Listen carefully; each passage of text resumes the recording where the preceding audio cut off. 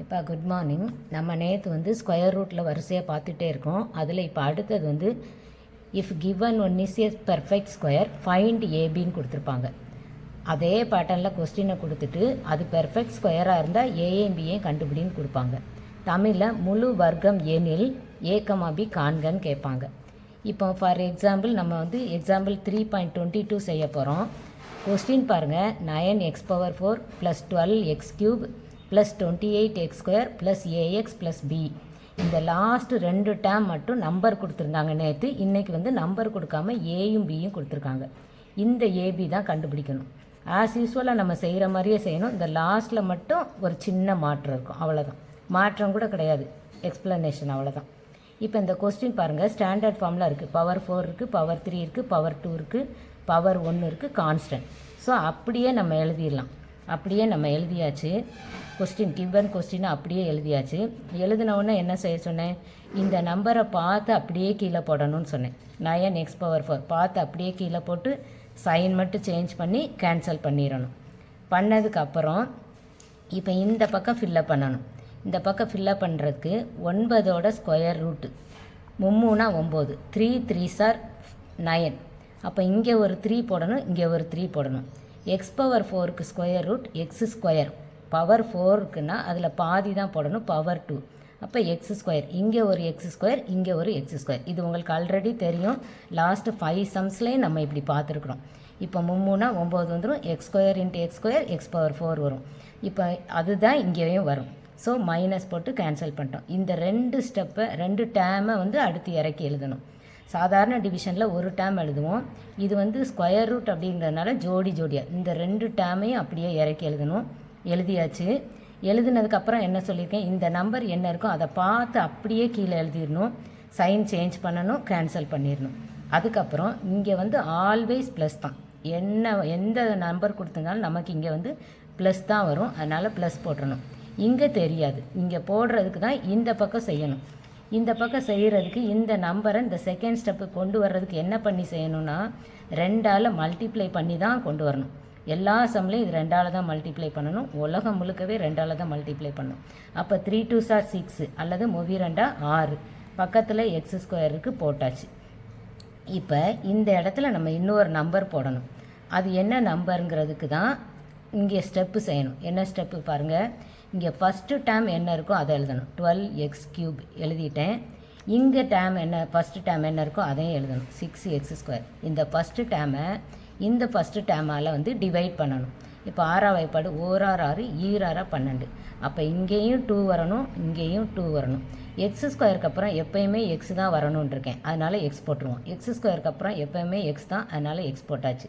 இந்த x கூட எப்படி வந்தது அப்படின்னா இங்கே பாருங்கள், x³ மேலே இருக்குது, கீழே x² இருக்குது. முற்றொருமைகளில் நம்ம என்ன சொல்லியிருக்கோம், x⁴³ இருந்து கீழே x² இருந்தால் பவரை வந்து சப்ட்ராக்ட் பண்ணணும். a⁴m/a⁴n is equal to a⁴m-n. பவரை சப்ட்ராக்ட் பண்ணணும். அப்போ 3ல் 2வை சப்ட்ராக்ட் பண்ணால் is equal to x⁴1. அந்த x தான் இதுவும். ஆனால் நீங்கள் பார்த்த உடனே இங்கே x² அடுத்து x நீங்களே போட்டுடலாம், இதை மைண்டில் வச்சுக்கிட்டு.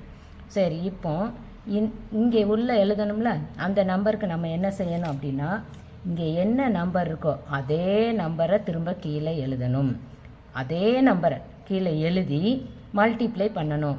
2 4, 2 2 4, அதைத்தான் இங்கே எழுதணும். இப்போ இங்கே என்ன இருக்கோ x²ன்னா அப்படியே x² போடுங்க. இப்போ சைன் சேஞ்ச் பண்ணுங்கள்.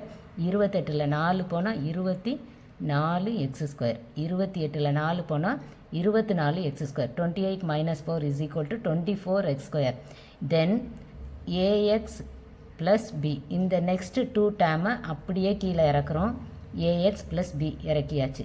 இப்போ லாஸ்ட்டு ஸ்டம்மில் கூட நம்ம லாஸ்ட்டு மாடலில் என்ன சொன்னேன், இதை பார்த்து அப்படியே கீழே எழுதி சைன் சேஞ்ச் பண்ணி 0 போட்டுறோன்னு சொன்னேன். இங்கே அப்படி எழுத முடியாது, ஏன்னா ax b தான் நம்ம கண்டுபிடிக்கணும், ab தான் கண்டுபிடிக்கணும். அப்போ திரும்பியும் அதே எழுதக்கூடாது. அப்போ அங்கே என்ன நம்பர் வரும்னு பார்க்கணும். அந்த நம்பர் பார்க்குறதுக்கு வழக்கம் போல் சேம் மெத்தட். இந்த 6x² இங்கே அப்படியே எழுதிடுவோம். இந்த 2xஐ ஃபஸ்ட்டு ஸ்டெப்பில் இங்கே இருக்குது, அதை அப்படியே 2வது ஸ்டெப்புக்கு மாற்றுறப்ப 2வால் வழக்கம் போல் இந்த கான்செப்ட் 2வால் மல்டிப்ளை பண்ணி கொண்டு வருவோம். அப்போ 2 2 சார் என்ன வந்துடும், 4 வந்துடும். 2 4x வந்துடும். அப்போ 4x. சரி, இப்போ இந்த ஃபஸ்ட்டு டேர்மை தானே அடுத்த ஸ்டெப் செய்யணும். இங்கே 1வது ஸ்டெப்பு செஞ்சு இதை போட்டோம். அப்போ இங்கே 2வது ஸ்டெப்புக்கு என்ன அப்படின்னா, இந்த 24x² எடுத்துக்கிடணும். இந்த 24x² இங்கே இருக்கிற ஃபஸ்ட்டு டேர்ம் அல்லது இங்கே என்னத்தை டிவைட் பண்ணமோ அதே தான், அதுவும் இதுவும் ஒன்று தான். அதனால் அதே ஃபஸ்ட்டு டேர்மால் டிவைட் பண்ணுறோம். x² கேன்சல் ஆயிரும். 6 படு 1 6 4 6 24, 6 4 24.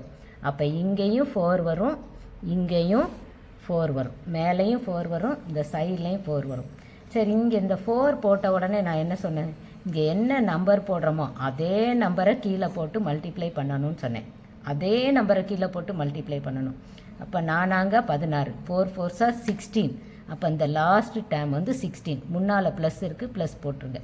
அதுக்கப்புறம் திரும்ப இந்த 4 இன்ட்டு இந்த 4, இந்த செகண்ட் டேர்ம் திரும்ப 4 4 16, 4 16. அப்போ அடுத்த இங்கே 16 பக்கத்தில் எக்ஸ் இருக்கிறதுனால எக்ஸ் போடணும். அதுக்கப்புறம் ப்ளஸ் இப்போ இந்த டேர்மு இந்த டேர்மு, இந்த ஃபஸ்ட்டு 4ம் இந்த ஃபஸ்ட்டு டேர்ம் 6 6 4 24, அல்லனா 6 24. அதுக்கு முன்னால் 24x² போடணும். 24x² இங்கே இருக்கிறதுனால x². இப்போ பாருங்கள், 24க்கு 24 தான் இருக்குது. அப்போ மைனஸ் போட்டு இதை வந்து கேன்சல் பண்ணிடலாம். இப்போ இந்த மாதிரி இருக்கிறப்ப நீங்கள் 0 போட்டுருங்க. ஏன்னா பெர்ஃபெக்ட் ஸ்கொயர்னு சொல்லிட்டாங்க, அப்போ 0 போட்டுறணும். இப்போ இந்த இடத்துல இங்கே 4 போட்டிருக்கோன்னா அந்த 4 அப்படியே போட்டு மல்டிப்ளை பண்ணி 4 16, திரும்ப 4 16. இது ரெண்டுமே ப்ளஸ்னால் ப்ளஸ் இன்ட்டு ப்ளஸ் ப்ளஸ் தான், இதுவும் ப்ளஸ் தான் போட்டாச்சு. இப்போ 6 24 இப்படி மல்டிப்ளை பண்ணி போட்டாலும் சரி, இல்லை அதை பார்த்து அப்படியே எழுதி போட்டாலும் சரி. இப்போ இங்கே மைனஸ் சைன் சேஞ்ச் பண்ணுறோம், வழக்கம் போல் இங்கேயும் சேஞ்ச் பண்ணுறோம், வழக்கம் போல் இங்கேயும் சேஞ்ச் பண்ணுறோம். இப்போ சேஞ்ச் பண்ணதுக்கப்புறம் என்ன ஆகும் அப்படின்னா இது 0 ஆயிடும். இப்போ நீங்கள் என்ன பண்ணணும் அப்படின்னா, இந்த சைன் சேஞ்ச் பண்ணுறது நமக்கு ஃபுல் மார்க் வரணுங்கிறதுக்காக சேஞ்ச் பண்ணிக்கோங்க. மற்றபடி உங்களுக்கு சிம்பிளாக ஒரே ஸ்டெப்பில் நான் ஆன்சர் சொல்லிடுறேன். எப்படி அப்படின்னா, இந்த சைனை வந்து இப்போ மறைச்சிக்கோங்க. இந்த ஏபி எம்என் கேட்குற கணக்கிலலாம் இந்த சைனை வந்து மறைச்சிக்கோங்க. மறைச்சிட்டு இது ரெண்டுமே ப்ளஸ் இருந்தால் ஆன்சரில் ப்ளஸ் போடுங்க. அதே மாதிரி ரெண்டுமே மைனஸ் இருந்தாலும் ஆன்சரில் ப்ளஸ் போடணும். அதாவது இப்படி ஞாபகம் வச்சுக்கணும், ரெண்டுமே சேம் சைன்னா ஆன்சர் ப்ளஸ்ஸு, ரெண்டுமே டிஃபரண்ட் சைன்னா ஆன்சர் மைனஸ். அதாவது ரெண்டுமே ஒரே சைன்னா ஆன்சர் ப்ளஸ்ஸு, ரெண்டுமே வேறு வேறு சைன்னா ஆன்சர் மைனஸ். இப்போ இது ரெண்டும் ஒரே சைன், அப்போ ஏ வந்து 16 தான், ஏ 16. இதுவும் ரெண்டுமே ஒரே சைன் ப்ளஸ் ப்ளஸ் தான். அப்போ B is also is equal to 16. பியும் 16 தான். நான் எடுத்து எழுதிட்டேன். A is equal to 16, B equal to 16. இப்போ நல்லா படிக்கிற பிள்ளைங்க இது எப்படி வந்ததுன்னு கொஞ்சம் புரிஞ்சுக்கோங்க. ஸ்லோ லேர்னர்ஸ், அது மெல்ல கற்கும் மாணவர்கள், ஸ்லோலி ப்ளூமர்ஸ்லாம் வந்து இது எப்படி வந்ததுன்னு மைண்ட் பண்ண வேண்டாம். ஃபுல் மார்க் வாங்கணுங்கிறதுக்காக இந்த சைனை மறைச்சிட்டு இவ்வளோ நேரம் நான் சொன்னதெல்லாம் ஞாபகம் வச்சு எழுதினா போதும். நல்லா படிக்கிற பிள்ளைங்க எப்படின்னா, இது எப்படி வரும் அப்படின்னா, ஏ எப்படி கண்டுபிடிப்போம்னா, எப்பயுமே கீழே உள்ள சைனை தானே எடுப்போம். அப்போ ஏ -16, ஏ -16 அது வந்து 0 அர்த்தம். இந்த ஏ -16, ஏ -16 தான் 0. அப்போ நமக்கு ஏ வேணும். இந்த -16 அந்த பக்கம் போச்சுன்னா +16 ஆயிரும். அதுதான் இந்த ஆன்சர். அதே மாதிரி இதில் b -16 equal to 0, b -16 equal to 0 நமக்கு தேவை b. அப்போ இந்த b மட்டும் இங்கே வச்சுட்டோன்னா இந்த -16 அங்கிட்டு போகிறப்ப ப்ளஸ் ஆயிரும்.